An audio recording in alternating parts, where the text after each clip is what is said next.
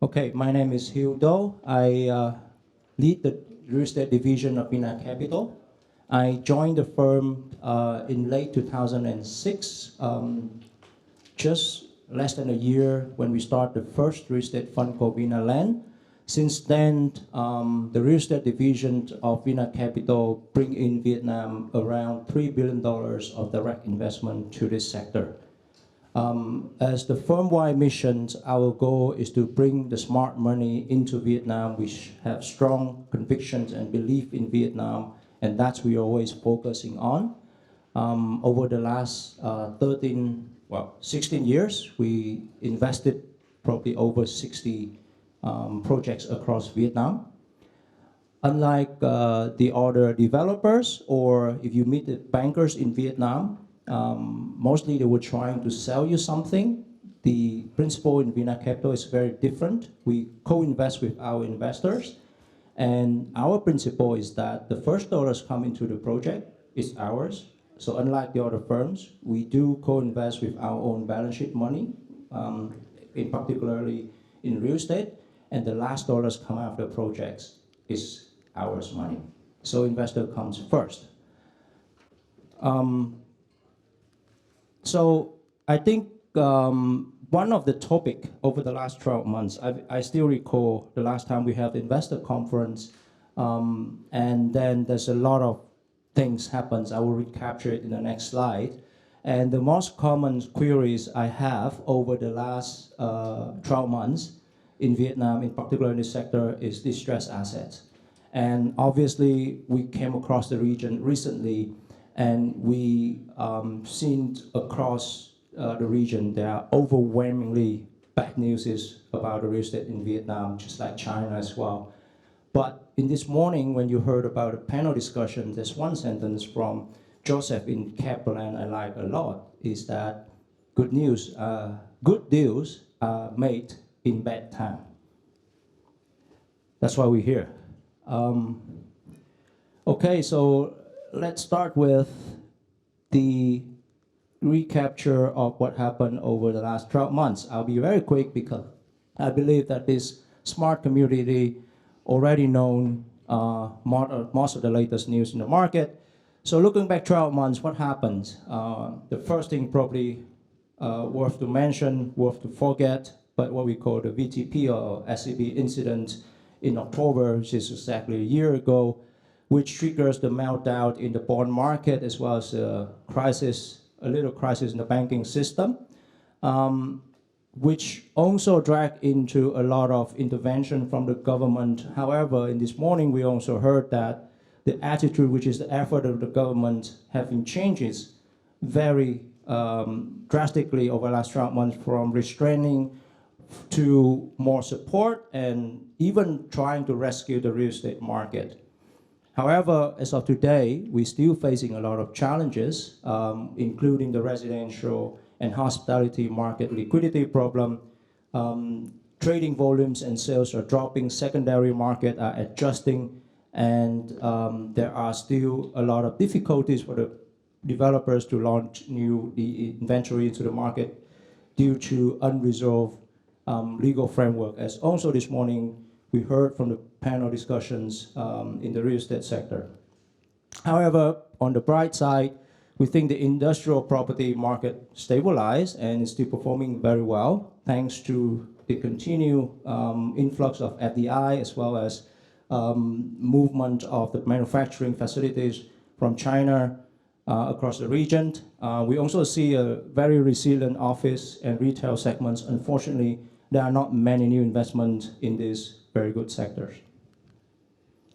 In the next few slides, I'm probably trying to address very most common questions that I have all the time when we meet investors across the regions. The first question is, how long we are away from the rock bottom?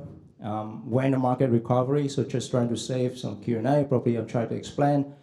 We just don't know exactly when, we just know exactly how the crisis happens and how it's going to recover.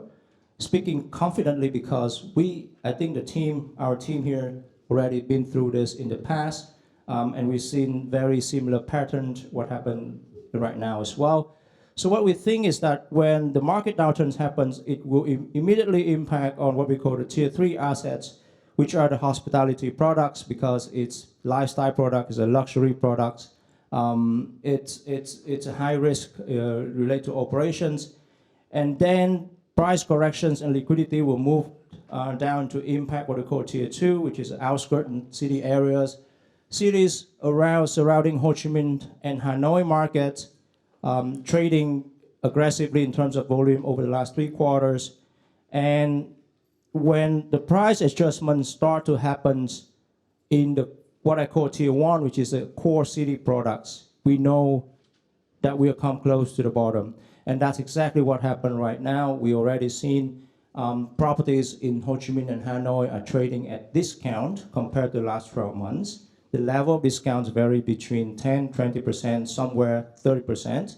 So we hope that normally the recovery will happen also first as the tier 1, and then it will move back to tier 2 and tier 3 sequentially. And then you can see on the graph that some market research is also shown that when the Ho Chi Minh and Hanoi markets start to corrections, we know that this is the last impact of the quake. The second common question is also overwhelmingly bad news of our neighbor nations, and there's a lot of comparisons. We're following the pattern. This matter is also touch base in this morning. We would like to go a little bit deeper into the structure of the market to point it out there are some fundamental different. Factor number 1, I already seen that our chief economist, as well as our folks in the FDI and the real estate panel this morning also agree on. We have a very different crisis in Vietnam. You heard that we have about 2.6% urbanization rate, and the organic rate of the big cities in Vietnam will actually raise a demand of at least 1 to 1.5 million new housing units per year. However, when you look at the supply in Vietnam, even in the best year, like 2021, the market was able to supply about 200,000 units. So we've been always supplying less than 20% of the demand. Now, pricing-wise, whether we touch the right segment is not an issue, but the fundamental demand has never been properly answered. Unlike in China, there's a huge problem of overbuilt. Why? I think our folks in Nam Long explained very well. We have a problem of access to the land bank. The Chinese developers don't. So they can build as many as they want. Second different ratio is that the leverage ratio. I think we touched base on the bond meltdown. And even so, when you look at the data of the listed company in Vietnam, the leverage ratio is vastly different when I just try to look at what Evergrande or Country Gardens actually facing. The highest leverage developer in Vietnam probably facing the LTV ratio is about 120%. Now, the Chinese developer, on the other hand, are leveraged 8 to 10 times on their market cap. Now, also remember that the accounting system of Vietnam is following its own standard, is far from IFRS.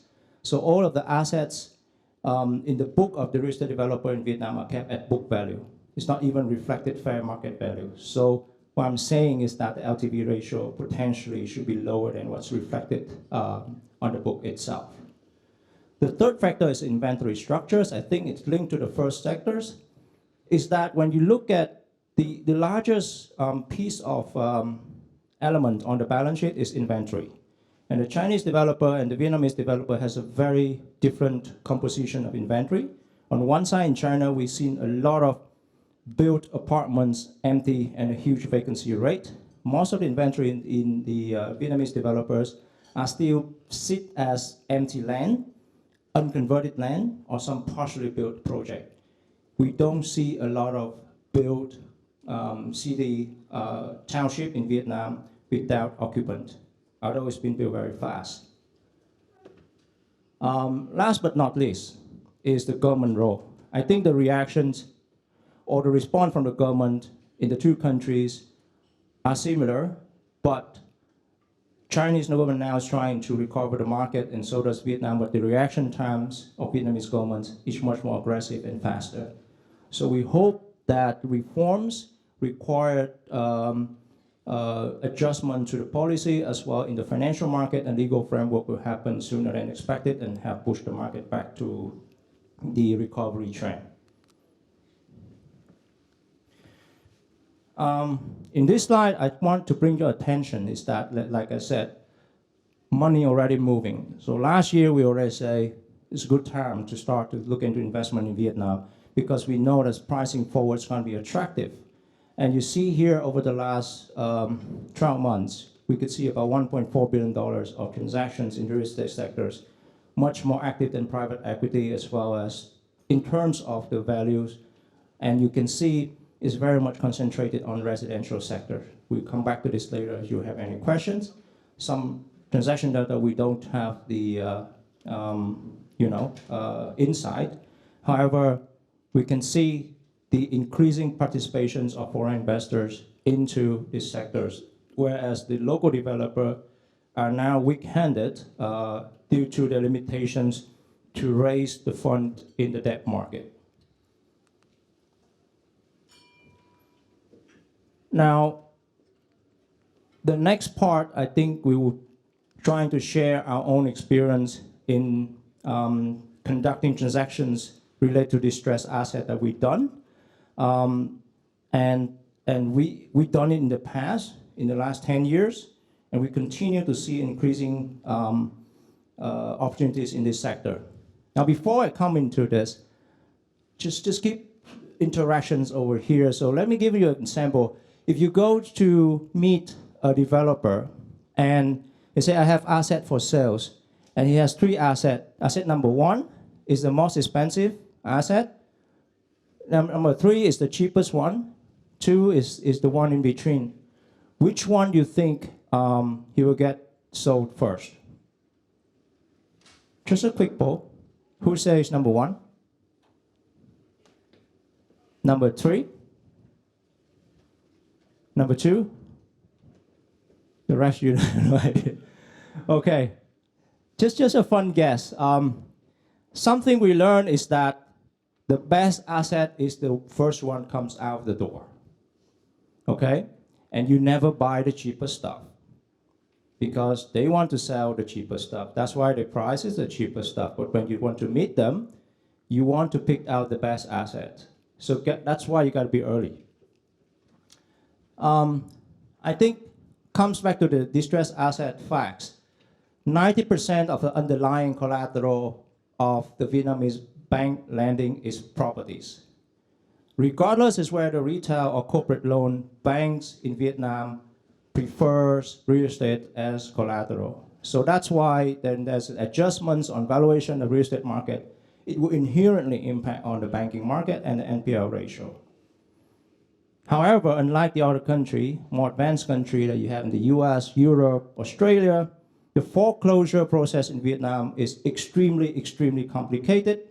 If you want to seize the asset or force it into auctions, may take you years, normally 3 to 5 years. Unlike in the country, it happens over 30 days. So that's normally the roadmap that the banks would not prefer to go for, and they will find the buyers before that. The third fun fact, not fun, but here's the thing. Major large piece of land is not transferable because there are 2 parts of it. You see a piece of land for an office, industrial park, or a residential project used as a collateral for the bank. The developer runs in difficulties and turn to a distressed asset. You want to buy it, and you're willing to pay for it. But it's not easy because the development right, which is the permits to develop the projects, was granted to the borrower. So if the borrower does not willingly to transfer the project to you, you'll not be able to buy it. So, and the legal framework is quite tricky in that sense. That's why we'll share next. Most of the transactions we do happens to be equity transactions, where you don't have any choice but to acquire the equity of the bad borrower itself. And you also, when you come to the bank, as a majorly when people hears about this kind of opportunities, they knock on the doors of the bank and see, hey, you have any bad debt you want to sell, or you have any distressed asset you want to sell? The bank say, yes, we have this debt we want to transfer. But beware that when you say the debt to transfer is the right to collect the debt, it's the account receivable. It's not the collateral or the underlying asset itself.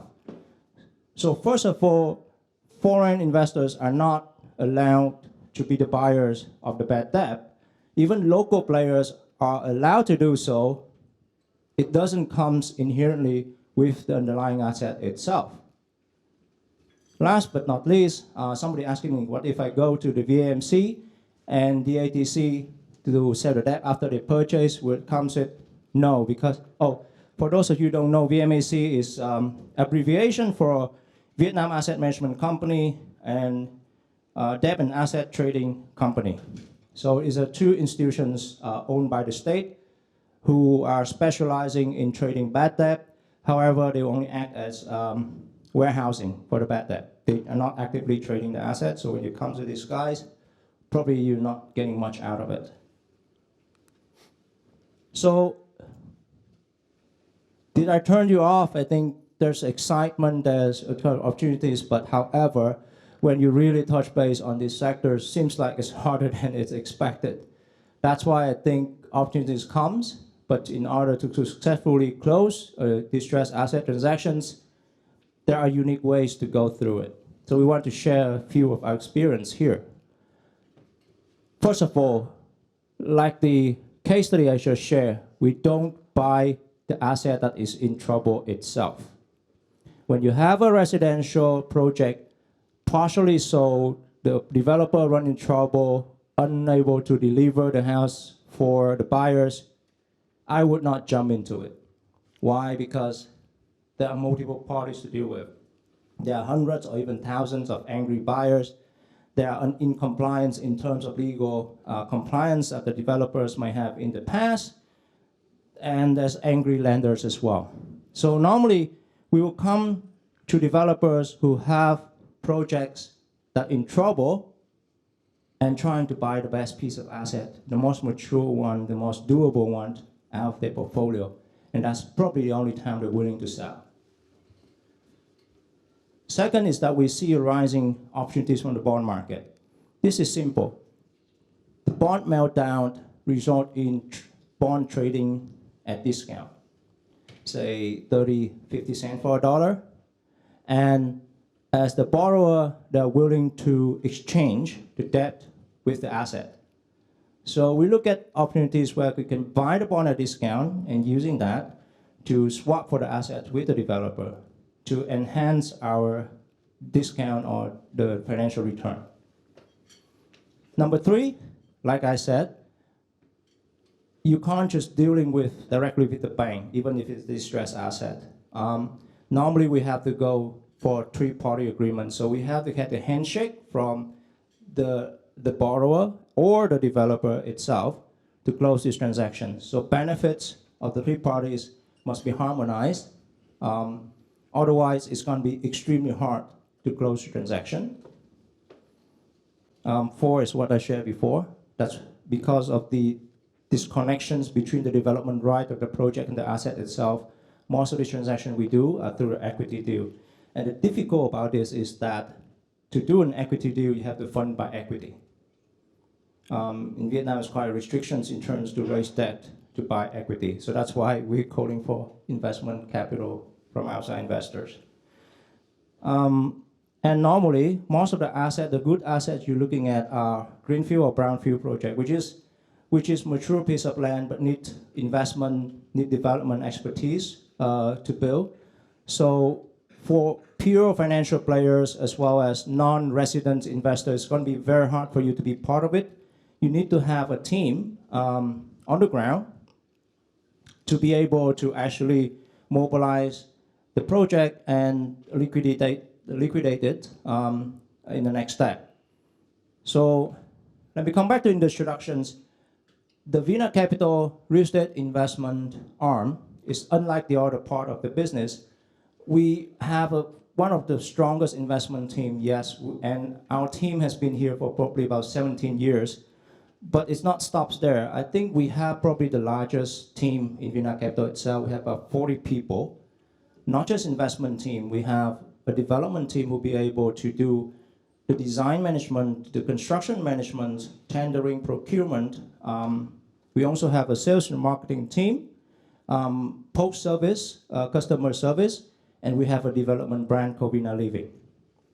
So to make it happen, this is what we provide for investors, not just finding the good deal, but also bring it to the next stage, sell it to the end customers, and get your money back. How do we choose the project? I think we've shown it and shared this before. Normally we look at the big cities, and so far we only focus on the south, to be honest. So you look at the map of Ho Chi Minh City, we have a core CBD areas. This is corresponding to the circles I showed on the previous slide. So you have a core CBD areas, which is probably about 15 to 30 minutes from here, a core city, where the property is not surprisingly very, very expensive and not much land for development. So it is red zone. We have a yellow zone, which is a suburban area, which our favorite part probably about 10 or 7 years ago. But currently the land price per GFA has gone up a lot and squeezed down our margin. Also within the Ho Chi Minh City areas, the licensing process is going to be extremely difficult. It's linked to the anti-corruption and it's linked to what you already learned. So in Ho Chi Minh City, over the last 5 to 7 years, the number of new project approval per year is always less than a handful. So there's not many opportunities. We found a particular interest in the third cycle, which is the satellite townships, 45 to 60 minutes away, and which offer the buyers affordable price per unit, is have faster licensing and development, which result in faster payback period. And we be able to infuse our own strengths in terms of resort living lifestyle and our brand premium into it. Taking one example, I see in the core CBD area, because our strength is actually on the landed property. Let me give you an illustration. In the core CBD area, a landed property for the land price will cost you at least about, I would say, $15,000 to $50,000 depending on location within that radius. In the suburban area, which is the yellow line, which is the districts, half an hour around Ho Chi Minh City, land price will be at least about $5,000 and could go as high $15,000 per square meter.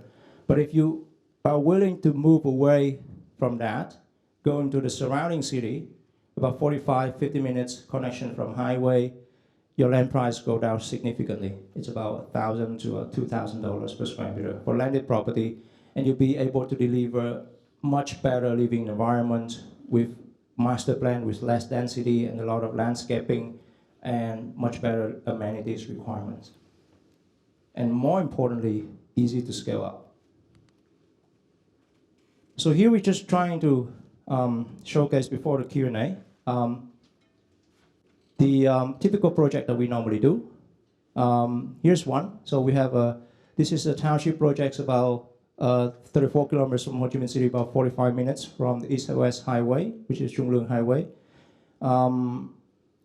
Equity about $75 million, and we expected 30% IRR. All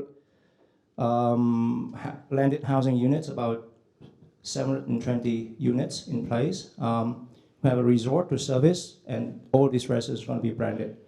We only live project with waterfront, actually. So this is the phase one of the major rivers in the Mekong Delta. The second project is in the same province, better location with 3 sides of the water, about 479 units. Less equity because it's 25 hectares. Similar locations, but in a more concentrated population area. $45 million and 30% IRR.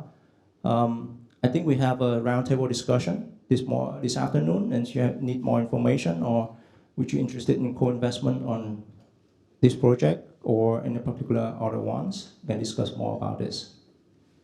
I think that's conclude my presentation. Is there any Q&A to follow? I'm sorry, my run out of time. Okay, extremely friendly crowd, no tough question. So you're hoping to complete the whole project in 3 years and hand it over? Yeah. So normally it takes you 2 to 3 years to get the land bank and the licensing right. We'll be able to select a project with mature status so that rather than spending 3 years for the land bank and the licensing costs you less than 12 months. This is including construction. I'm just impressed, that's all. Nothing. Yeah. So construction for low-rise and landed products is going to be very fast. And the selling windows for 400 products normally costs you about 12 months if the market is right. If it takes you more than 12 months, which is market is too difficult or you're not having the right product.